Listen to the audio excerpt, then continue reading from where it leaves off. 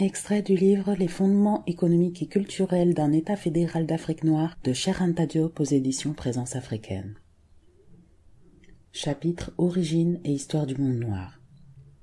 Selon toute vraisemblance, les peuples africains actuels ne sont nullement des envahisseurs venus d'un autre continent. Ils sont tous autochtones. Les dernières découvertes scientifiques qui font de l'Afrique le berceau de l'humanité excluent de plus en plus la nécessité de peupler le continent africain à partir des autres. Depuis l'apparition de l'Homo sapiens, de la haute préhistoire à nos jours, nous pouvons retracer nos origines en tant que peuple sans solution de continuité notable. À la haute préhistoire, dans un puissant mouvement sud-nord, les peuples africains partis de la région des Grands Lacs se sont glissés dans le bassin du Nil. Ils y ont vécu en grappe pendant des millénaires. Au temps proto-historique, ils créèrent la civilisation soudanaise nilotique et la civilisation égyptienne. Ces premières civilisations nègres furent aussi les premières du monde, l'évolution de l'Europe ayant été retardée par la dernière glaciation qui a duré 100 000 ans. À partir du VIe siècle avant Jésus-Christ, 525 occupation de l'Égypte par Cambyse, avec la fin de l'indépendance de la grande métropole noire, les peuples africains qui étaient jusque-là retenus dans la vallée du Nil, comme par un aimant, irradient le continent dans toutes les directions.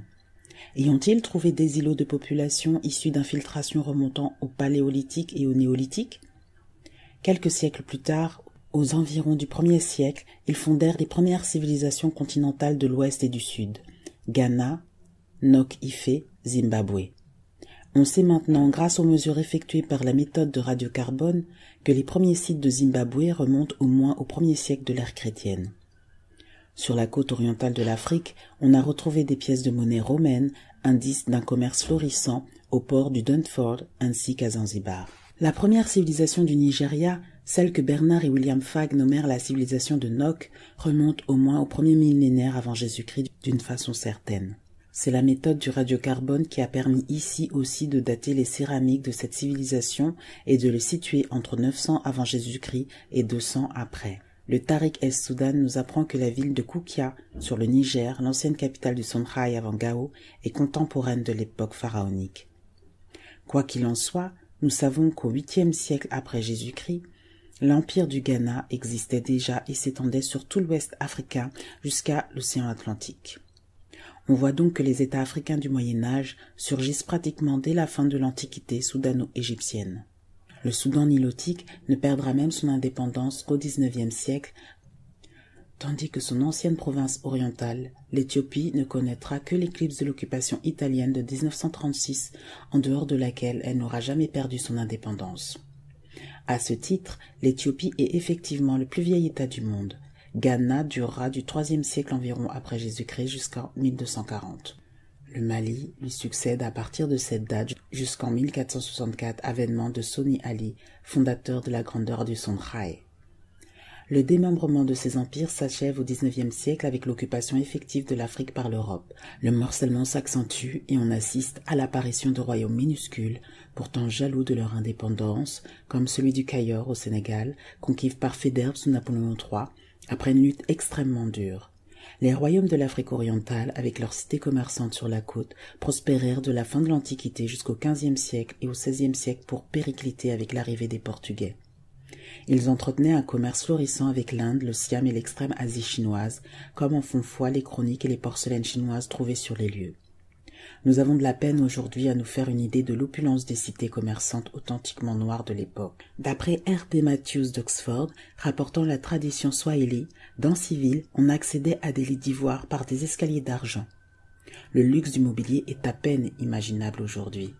Les maisons étaient en pierre et pouvaient avoir jusqu'à 4 et 5 étages.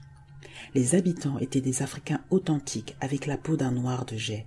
Les femmes étaient rasées comme au Ghana. Ces civilisations périclitèrent au XVIe siècle avec l'arrivée des Portugais qui ont modifié les anciennes routes maritimes et commerciales de l'océan Indien.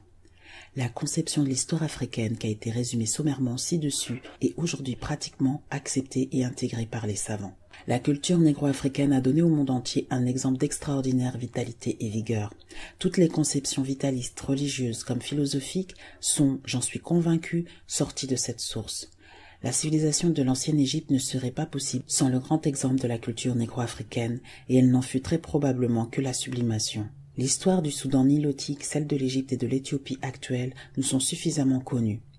Jusqu'à ces dernières années, le passé de l'Ouest africain était raconté d'une façon relativement sèche. C'est pour cela que nous avons cru devoir l'animer sur la base des documents dont nous avons pu disposer en faisant une analyse socio-historique sur une période de 2000 ans.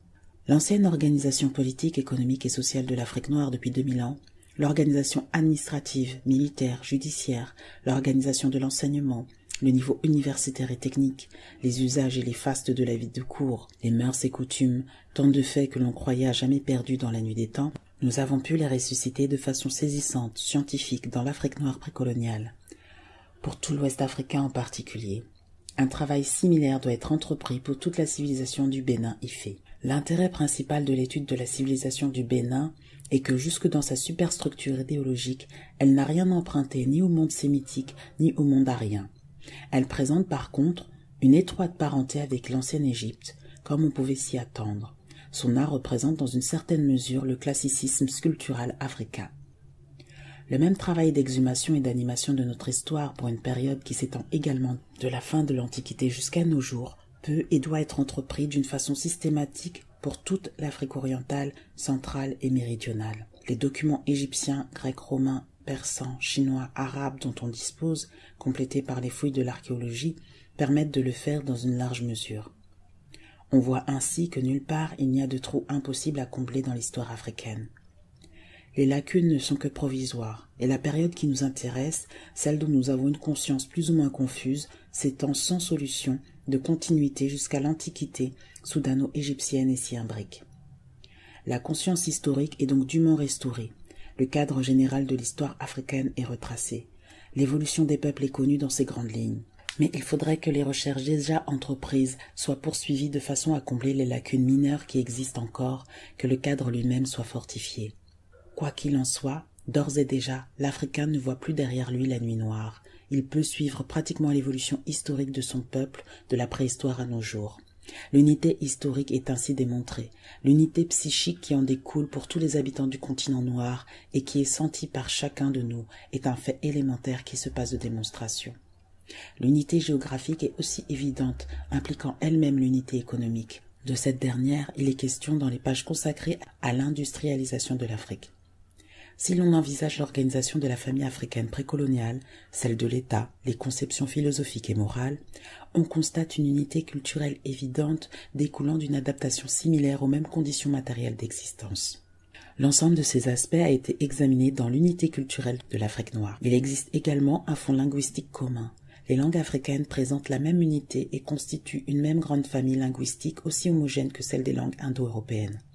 Rien n'est plus facile que d'établir les lois qui permettent de passer d'une langue zoulou, bantou, à une langue de l'Ouest africain, Serer, Wolof, Peul, et même à l'ancien égyptien, voire l'Afrique noire précoloniale deuxième partie. Cependant, les anciennes langues d'empire, mandingue pour le Mali, Songhai pour Kaouga, ont vu leur aire d'extension extrêmement réduite aujourd'hui. À l'apogée de ces empires africains, les langues d'empire, d'administration, de commerce étaient des langues africaines proprement dites, l'arabe étant toujours resté, même après l'islamisation, la langue religieuse et intellectuelle comme le latin pour l'Europe de l'époque. Mais avec l'occupation européenne, au XIXe siècle, les anciennes langues africaines d'administration furent remplacées par celles des différentes métropoles. Les dialectes remontèrent en surface et rivalisèrent avec les anciennes langues de culture qui les avaient pratiquement submergées. Il devient de moins en moins nécessaire administrativement, politiquement, socialement, d'apprendre ces dernières. Les exigences de la vie quotidienne obligent plutôt à apprendre maintenant les langues européennes, ainsi la dégradation des anciennes unités linguistiques atteint son paroxysme aujourd'hui, tandis que nous pouvons construire un État fédéral africain à l'échelle du continent noir sur la base de notre unité historique, psychique, économique et géographique, nous sommes obligés pour parfaire cette unité nationale, pour la fonder sur une unité culturelle autochtone moderne, de recréer notre unité linguistique par le choix d'une langue africaine appropriée que nous élèverons au rang d'une langue moderne de culture selon les procédés ci-dessous. L'unité linguistique domine toute la vie nationale. Sans elle, l'unité nationale et culturelle n'est qu'illusion fragile. Les tiraillements culturels de la Belgique le prouvent. Pour aller plus loin, je vous conseille la lecture de l'ouvrage « Les fondements économiques et culturels d'un État fédéral d'Afrique noire » de Sharon Tadio. N'hésitez pas à vous abonner à la chaîne YouTube, à activer la cloche pour recevoir les notifications lors des publications des prochaines vidéos, et je vous dis à bientôt.